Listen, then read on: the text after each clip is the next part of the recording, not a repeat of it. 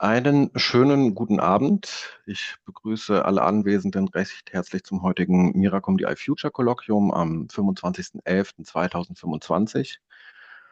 Heute haben wir Herrn Dr. Marius Herr aus Tübingen zu Gast. Er ist Koordinator im PrivateAIM Projekt und wird uns heute etwas vortragen über Flame. Der Titel lautet Flame, a Platform for Privacy Compliant Federated Learning and Analysis in Medicine. Und Herr Herr wird seinen Vortrag auf Englisch halten, weil die Folien auch auf Englisch sind. Ähm, Fragen können am Ende dann aber natürlich auch auf Deutsch gestellt werden. Herr Herr, ich übergebe Ihnen das Wort. Thank you very much. First of all, I want to declare I do not have any conflict of interest. And today's presentation will be separated in four different main topics. The first topic will be the introduction into the general PrivateAIM project. Secondly, I will give some details about the PrivateAIM platform. Together, we will then to run a demo analysis to show the flexibility and the functionalities of Flame. And then last but not least, obviously, since we're working on clinical data, I will give you an update about the security and about the privacy measurements we take on Flame in order to allow secure analysis within clinical networks. So let's jump right into the first topic. So usually our central analysis are performed where from each data integration center or from each site and hospital, the data is extracted from their primary source systems and then being shared with a central analysis site. And this central analysis site could be, in this case, on the left side, a central database where the researchers then perform their machine learning training or their analysis and then obtain the results. In a distributed analysis, the data always stays under the local control by the hospitals. In the PrivateAIM project, we call them nodes. And the analysis, which are basically actually just Docker containers, they are distributed by our central hub and executed locally on each node. And the nodes, they actually only send the results or model parameters to the aggregator. And then in this case, the data stays the entire time over the local authority of the hospital, and the researcher can obtain the same result as the data would have been shared centrally. Why do we actually yet develop another distributed learning platform? So it's quite prominent, the DataShield platform. As all of you know, it's really restricted to the programming language R and is really famous and well known for doing good statistical aggregations, but it is only limited to different machine learning models and it cannot support arbitrary kind of input data. There are in total by now 3 different personal health train architectures, namely the Vantage 6 platform, the partner architecture, and the PhD Medic, where I did my PhD about. But this has like a high operational overhead and they're really complex to deploy. And the other existing platforms like Feature Cloud or Kapana, they are really strong in certain areas and domains, but they usually do not have the governance or the policy which we actually need. So within the medical informatics initiative, 2 years ago, our project PrivateAIM started because there is an unmet need regarding the privacy and to have enforced policies which can be precisely configured in order to operate on the clinical data under the constraints of each data integration center. We had a lack on strong security mechanisms, and currently, like most of the platforms, they have not the full auditability within their execution of the analysis. From the data science perspective, that usually these existing platforms, they are well suited for certain domains or certain programming languages, but they are not flexible in the execution, and you cannot execute arbitrary machine learning methods, or you cannot handle different kind of input data. And last but not least, since we are operating in clinical infrastructure and critical infrastructures, they are not all of them are usable out of the box within clinical networks, and we do not support, or they didn't support, like reproducible end-to-end workflows. So the key idea of the PrivateAIM consortia is to make several major contributions. First of all, we develop new federated learning and machine learning methods. We come up with privacy guarantees for federated analytics, and we want to develop a platform which is a real-world platform actually being used for privacy-preserving analysis. And these ideas and these contributions are then combined within a consistent platform and should be actually deployed across all medical informatics initiative sites. But we do not only want to develop a platform and share our open accessible open source code, we actually want to support clinical use cases and demonstrate the differences to other existing platforms. And by the end of the project time, we want to actually deploy the platform across all different MRI sites and demonstrate on different use cases the benefits of using this platform. So the FLAME platform stands for Federated Learning and Analysis in Medicine. This is the abbreviation FLAME, and it combines different existing solutions where we worked already over the last 7 years, namely on PubMed and PhD Medic, to provide a robust framework for complex medical data analysis, such we can work on various input data and ensure that the security and the compliance is matching the needs from the researchers regarding the flexibility to execute analysis. The entire code base is 100% open source and available on GitHub. We have an info page where we actually always or frequently announce updates from our project. And we have a public accessible documentation where either the deployment or the use or the administration is documented. So in general, how to actually the analysis work? The key idea is that we bring or create master images, which is containing all the software dependencies. And we stack on top of these the analysis scripts. So we can then allow a multi-round communication between different nodes and hospitals. And the aggregation is globally, but the aggregation methods are contained within the analysis script.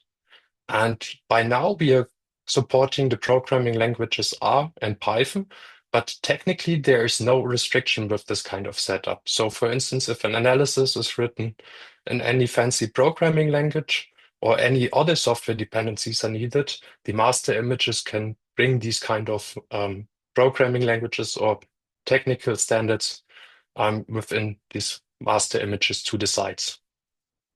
And furthermore, in order to make it more easy to use the platform and not making the analysis making to deal with all the communication and with all the kind of input and output operations, we developed a Flame SDK.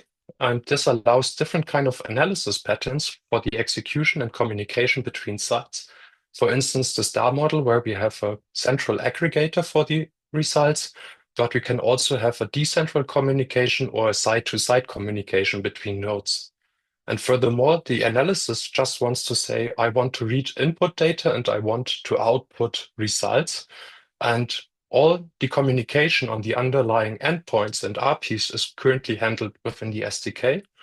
And this allows a reusable and modular or adjustable system in order to make the researchers it as easy as possible to actually execute their and develop their analysis scripts. The service components of the architecture are separated into a central hub service and within a node service. The node service is deployed at the hospital and the analysis are based on Docker images. We use several self-developed services, but also third-party services. For instance, on the container image registry, we use the open source third-party Harbor. For our API gateway, we use Kong, or for our data storage, we use Blaze and Menio. But also for authentication, something like Keycloak, but any arbitrary OpenID provider can be used for the authentication. I don't want to go in detail what all these services are doing precisely, but the communication flow between the hub and the nodes looks like this. The general project management and the feasibility queries of the FTPG is managed by the TMF. When each use and access committee is reporting back to the FTPG if they are participating by a site or not, our user interface, this is currently not implemented, but the vision which we hopefully develop in the next upcoming weeks, is that we synchronize the entire project management and also the user management, which means which user is allowed to actually perform analysis on certain projects and which sites are capable to actually participate in these analyses. But independently of the user and project management by the TMF, our Flame Hub is individually for also other projects capable to execute.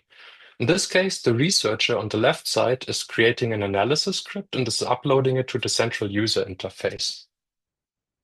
A core service is then triggering the distribution of the building of a valid analysis and is basically distributing the task to a worker service, which is fetching the uploaded script, is receiving the public master image, and then is creating a valid analysis image.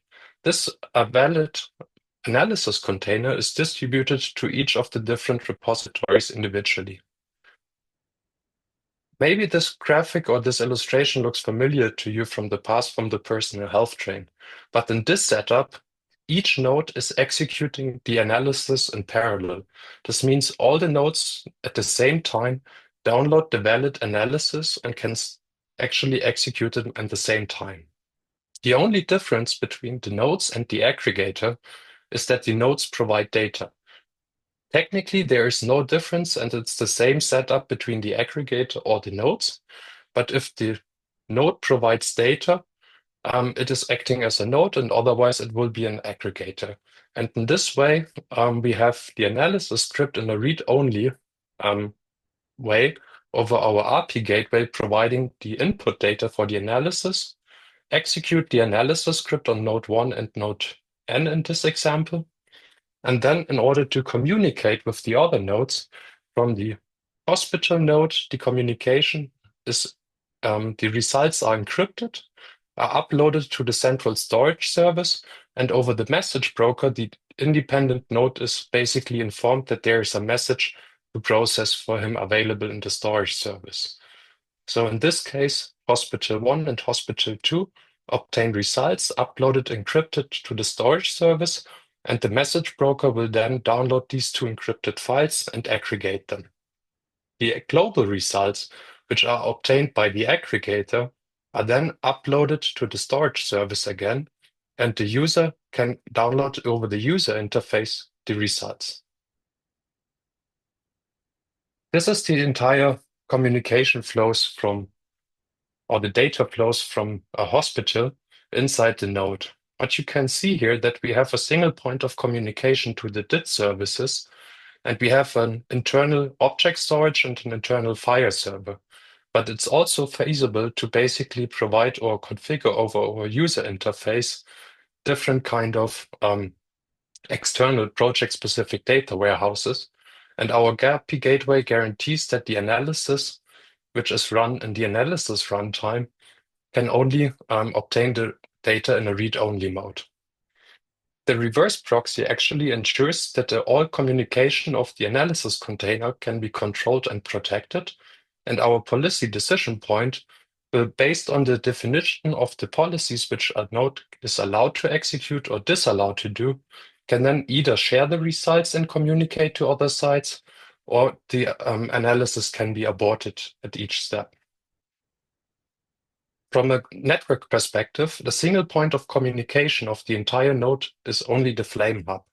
So everything else, every other domain, can be blocked by the firewall of the clinical sites, and the single point of communication is only the Flame Hub. Technically, our services are all deployed in Kubernetes, but also if a data integration center cannot provide a Kubernetes cluster by now, it is technically possible to have it on a single VM. Now I'm going to demonstrate a demo analysis from our test infrastructure. So it's a VCF quality control. VCF is a variant calling format, which is a file format or standard in the bioinformatics, which is used in order to store genomic raw data.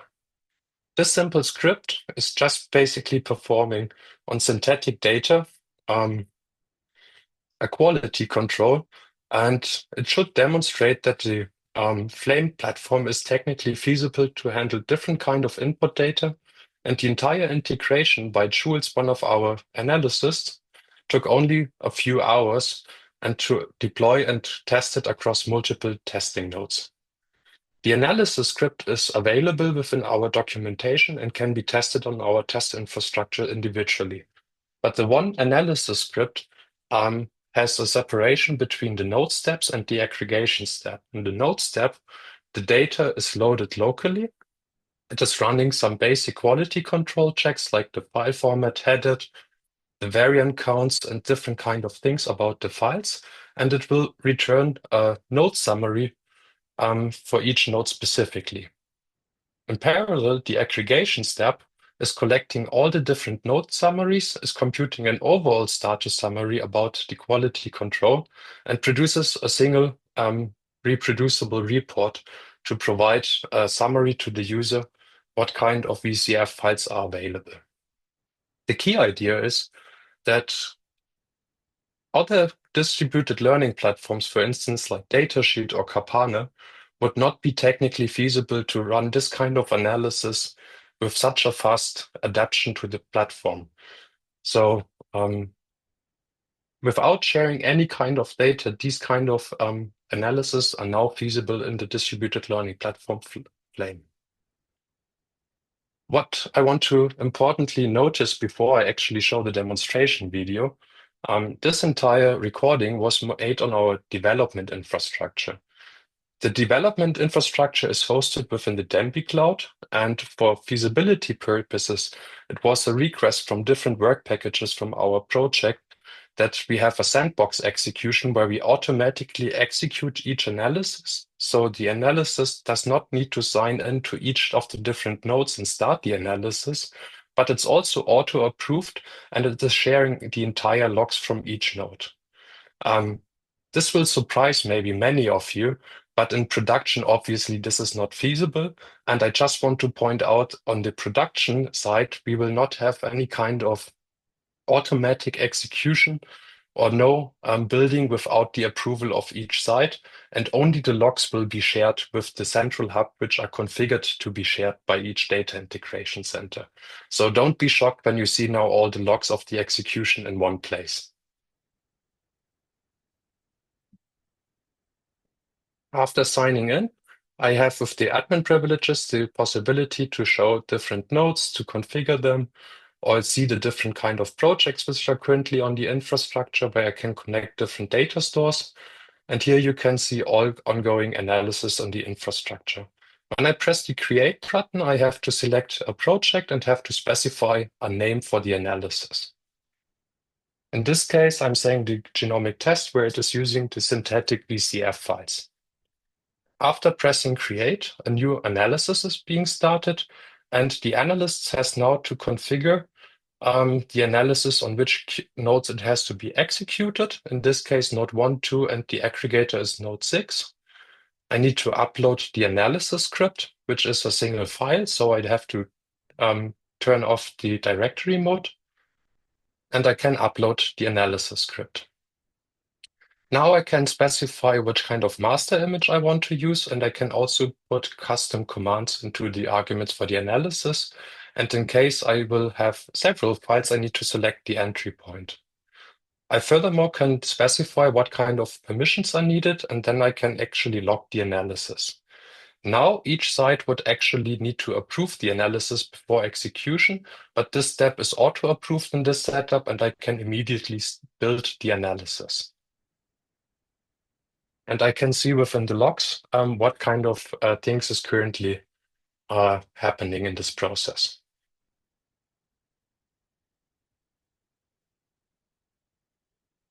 Now the analysis is being automatically executed on the different nodes.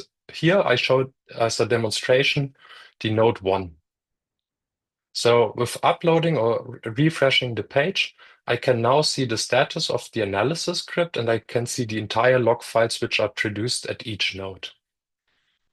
This can be restricted, and it will only show the logs which are allowed to be shared. But I can also see in the user interface of the nodes what is currently ongoing.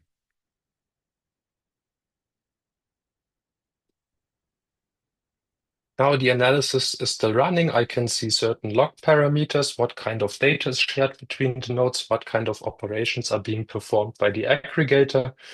I have also a progress bar on the node side where I can see at which step I'm currently at of my analysis. And after the analysis is finished at each site, I will be able to download the results. Here I can simply now press the download button and I obtain the JSON format about the summary statistics over all nodes. So as I was pointing out, in general, this is having a lot of flexibility for the analysis to provide, but it is also obviously scaring maybe to some data integration centers what would be technically possible. And since we are operating on an infrastructure where it is really important to have a high security, we obviously address all these steps.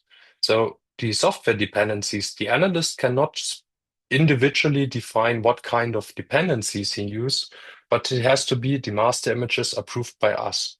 And all the master images are automatically scanned for common vulnerabilities. And in case there is some older libraries or anything included, we will either communicate to the researcher that we need to update the image, or we can automatically update the images so we do not bring any common vulnerabilities into this infrastructure. By now, obviously, every analysis has to be manually approved before it is being built, and the execution of each site is not automatically, so each site individually has to start an analysis when a new analysis is available. The entire communication between the nodes and in between the nodes is entirely encrypted using envelope encryption and also SSL TLS encryption.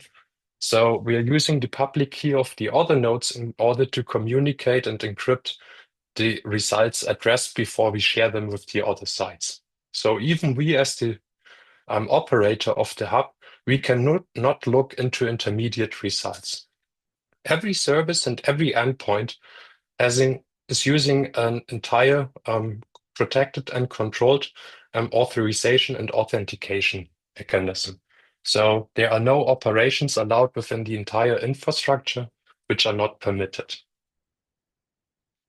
As I was saying that we are not only working on the security, but also on privacy in Flame, our goal is to develop a framework that can actually quantify and manage the privacy risks for different kind of analysis and different kind of input data within the platform individually. This means certain operations on the same data set might be highly sensitive or not sensitive. But the core idea is to use a risk assessment application to support the data stewards and also the analysts by estimating a potential risk exposure of the data or the analysis before it is being executed. The overall aim is to keep the risk exposure below an acceptable threshold, but by now we are not able to define this kind of threshold easily. So we need to gain experience and we need to communicate with all the data integration centers what are actually acceptable thresholds we can use or specify for each site. But generally, we are able to basically support different kind of levels of privacy enhancing technology integration. So either within the analysis script itself, so controlled by the analyst, or also by the SDK level, or fully system enforced between API endpoints, we can make sure that privacy enhancing technologies are used, because researchers can obviously also make mistakes and some things may be overseen during the manual code review. As I was defining also the permissions or announcing the permissions and the policies, our key idea was that a node has a deny per default policy, so it cannot do anything which is not explicitly permitted by the data integration center during the installation of the node. This can be different for each kind of analysis being executed, but the idea has have a hierarchical model which is actually expressing every kind of possible permission in the Flame architecture as a combination of the 5 core components which can be individually configured. These 5 core components are actors, which can be users or analysis scripts or robot accounts, can be actions like reading or writing as an input-output operation or certain triggers to start or to use something. It could be also the policy, which are limiting, for instance, the size, the count, or the requests. And then it is always in a certain context between, for instance, on the node, on the hub, or on the aggregator, which is using certain resources, for instance, like the storage, the network, or the compute infrastructure. And a simple example would be the analysis writes maximal 5 times into the storage of the aggregator. And for instance, when the analysis is trying to write a 6th time the analysis, the policy decision endpoint will make sure that this execution is not permitted. And this way, this node can be configured, or the analysis script can be configured in a way that only a set of operations is allowed individually for each execution.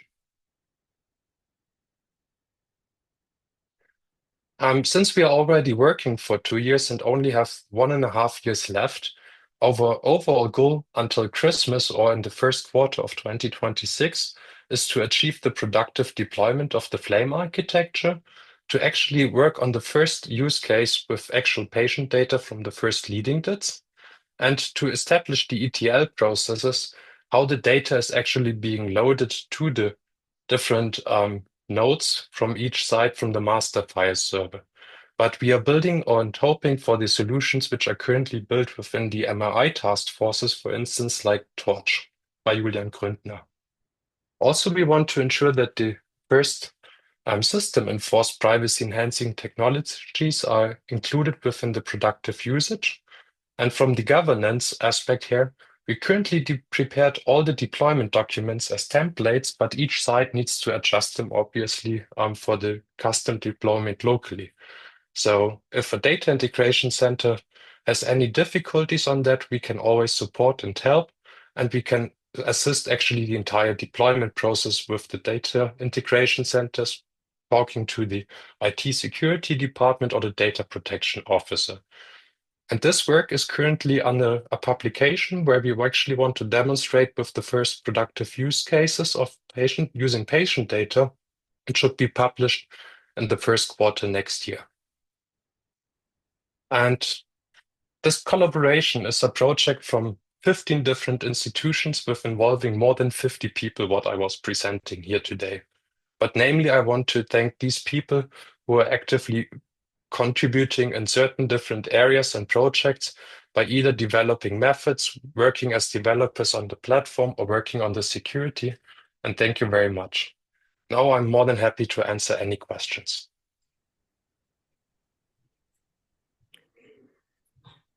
Thank you very much, Marius, for your very nice presentation of the Flame platform and the current status.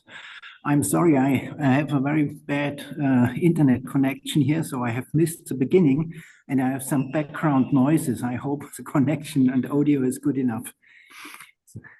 So is there any question to Marius from the auditory?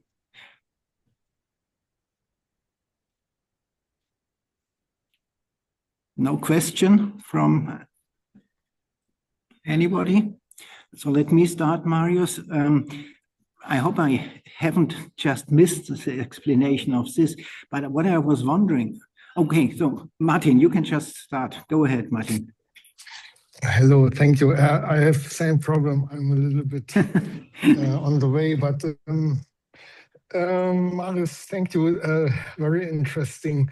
I think one of the main questions is what results could be. I think you probably mentioned this. So for when we work with text, we would be very interested in learning models. So would this be also an application of the framework? Could we put in the nodes, we put some text, and then we have some algorithm to learn a model, and this would be possible. Yes. Did I understand this? Yeah. Okay. And yes, so we this can could work be with, done. please, excuse me. So we can work with arbitrary input and arbitrary output data. So for instance, if the output would be a JSON format, would be a machine learning model, or would be anything, we can process it and just return it to the user. And I just demonstrated on the GMDS basically a GemTech example where I was using synthetic text data, and then I made certain operations on the text data itself as an output. Yeah. And then the question would be, if this would be a very large model, then there would be only a limitation on the storage and computational resources at the nodes, isn't it? How much you can put into the single node?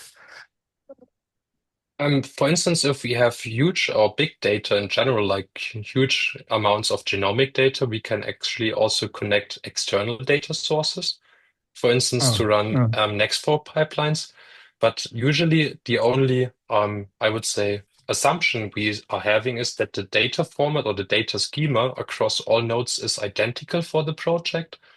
And the computing resources between nodes are some kind of comparable because, for instance, when one node is having really, really large resources and the other node is having tiny resources, the overall execution time by the analysis is restricted by the node which has the tiniest resources.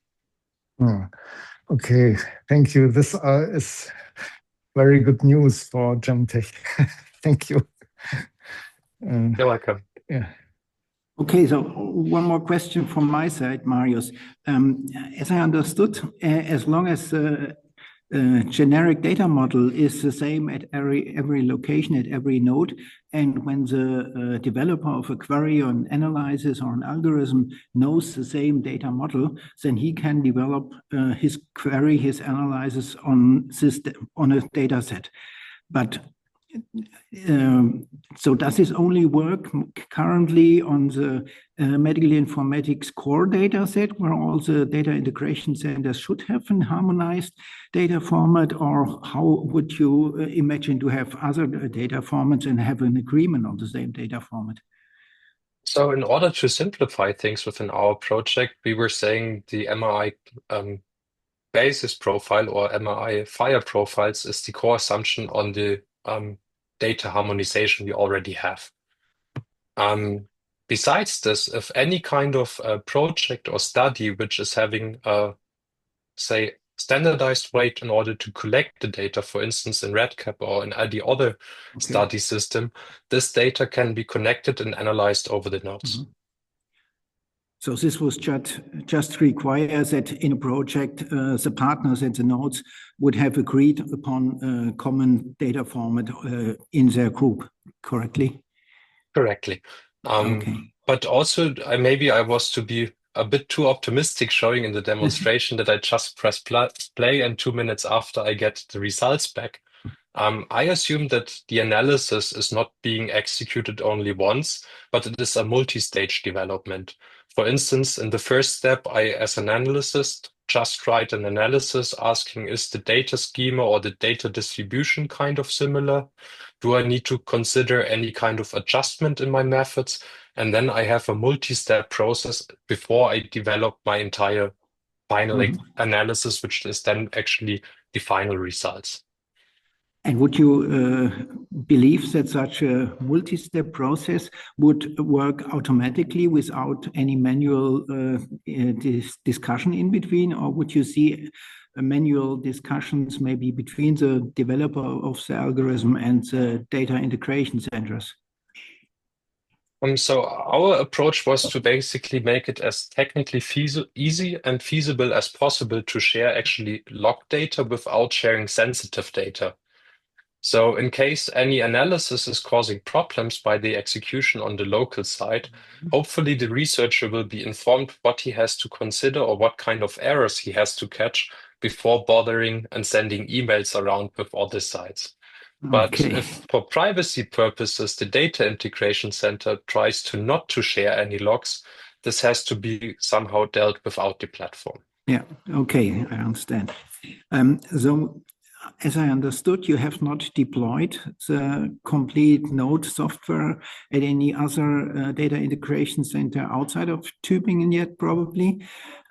So, do you expect that other data integration centers who would implement the deployment package and would like to run it later on, that they need an additional ethics vote for this? Or do you believe that this should be already all included in the general regulatory framework of the Medical Informatics Initiative?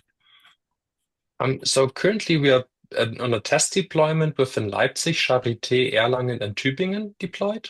And on these leading sites, we are working and with some additional sites on the productive deployment right now. On some sites, we already have the clearance of the IT security department. On other sites, we also have the clearance of data protection. But overall, we are not productively deployed at any of these sites currently, such we can use patient data. Regarding the ethics, so we made sure that within the new data protection regulation of the MII, the data protection concept, Flame is as data shield already integrated. Okay, thanks a lot. So is there any other question from the audience?